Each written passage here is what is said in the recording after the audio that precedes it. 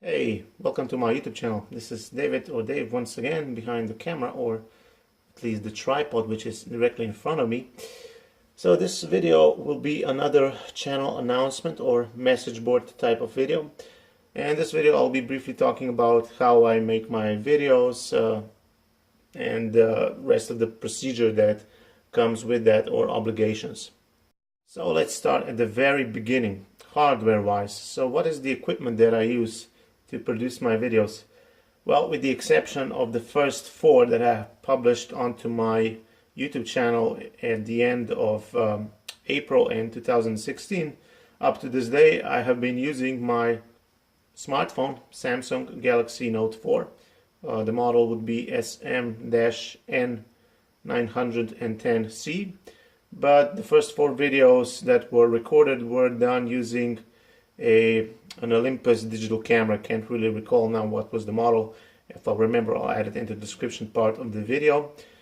And in terms of camera stabilization, if you want to call it, I use a tripod, an aluminum one, made in Germany. And in particular one is Susis Favorit 702. It's a very old one, probably several decades old, but because it's very adjustable and high enough and sturdy and secure, I basically use that one, even though I also have one of those cheap eBay ones as well, which they are all plastic and everything. So one of these things, I have a bunch of these, but not for the purpose of mounting a camera onto it, but one of those my homemade antennas that is war driving related. That's another completely different topic. So I have also these ones as well. The other side of the spectrum, software wise, I'm still pretty much stuck with the smartphone. I don't use my laptop or other laptops that I have for video or audio production or post-processing. So on the smartphone I'm only using my PowerDirector app. Now, however, when I was doing the WD Maya Book World Edition White Light 3 terabyte upgrade, when I was doing the video, when I was recording the screen on my smartphone, I was basically using the AZ Screen Recorder app exactly for that purpose. Prior to PowerDirector app, I was actually using the VidTrim Pro app. And basically I was using it only for the purpose of joining videos, because, well, now I'm going much more into detail. I usually record a bunch of different lengthwise videos, then I merge them together into a one final single video file. And that was pretty much the only reason why at that time I was using the VidTrim Pro app. However, when I was assembling all of the smaller videos into a one coherent unit, when I would play back the video, watch it, listen to it, I would, interestingly enough, discover that certain smaller sections of the video were not included in the overall final video file as such. They were simply omitted, and that is pretty much the only reason why I switched to using the PowerDirector app. So actually I only require a very good MP4 merger or joiner type of program. I don't need the actual video processing app as such, even though PowerDirector is very powerful. I've had some experience using it on a laptop computer as a standalone program, but I don't need, at least currently at this stage where I'm at, a video production app or program. So if you know a good app for the Android operating system that only does the joining or the merging part of MP4 files, well, I would really like to know which one do you use for your videos. So as I've said, I usually make a bunch of smaller clips of different length. So let's say the minimum is somewhere between 20 and 30 seconds and the maximum being around 2 minutes. Then I join everything together into one single file. The second thing that I can also put out or mention is that naturally, if you haven't probably already noticed, my videos are not scripted. I'm not reading a text printed on a paper, so if you're expecting some sort of eloquence on the level of Black Pigeon Speaks, you can forget about it. I'm not that skilled. I am generally fluent in English, but I still do have problems like everyone else. But I recently just simply discovered that it is very different when you're talking to a person, let's say face to face, or whether you want to record videos or you make them. However, when I do make a video or decide to record one, so the prerequisite part, I do write on a piece of paper, some sort of a talking points, what I want to mention, and then I usually just follow in that regard.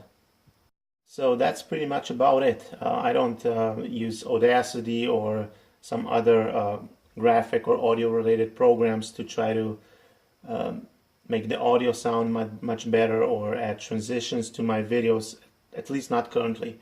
Maybe I'll embark on this in the near future, but I'm not doing this at the moment. When I finally decide to upload the video of my choosing onto my YouTube channel, then the next thing that I have to watch out for, or it takes a lot of time for me to assemble one, is the description part of the video.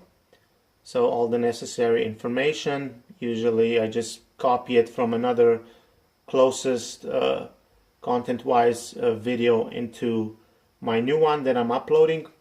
But the most time-consuming part is the assembly of the, you could say, video chapter list or the video guide that I mentioned in my previous video.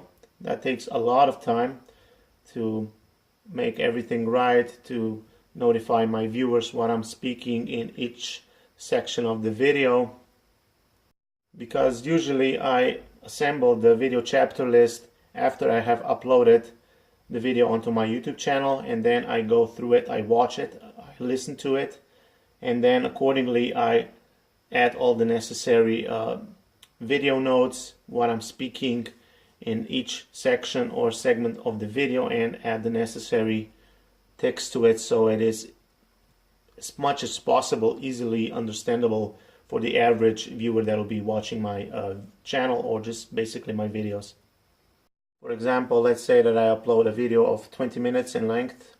That would probably take me an hour, perhaps 2 hours, well, depending whether I get interrupted during this chore, to properly and correctly assemble all the text and the according video marks that make up my video chapter list, so that you know what I'm referring to at each or any section of the video, what I'm talking about, so you can then, if you're not interested in the entire video, naturally you can position yourself to watch only a specific section of thereof to extract or gather the information that is of your interest.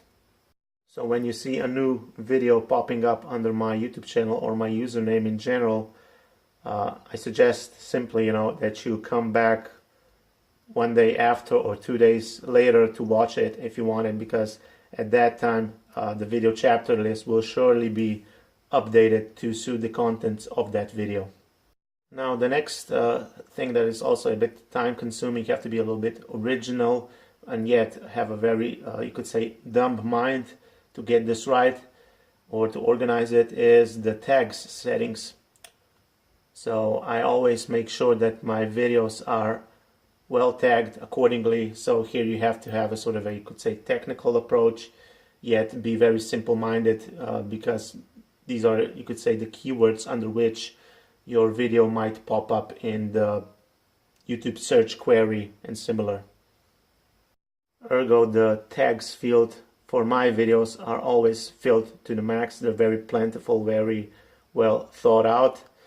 I actually don't really understand how they work as such, but I always you could say overfill, then leave half empty or even empty as such.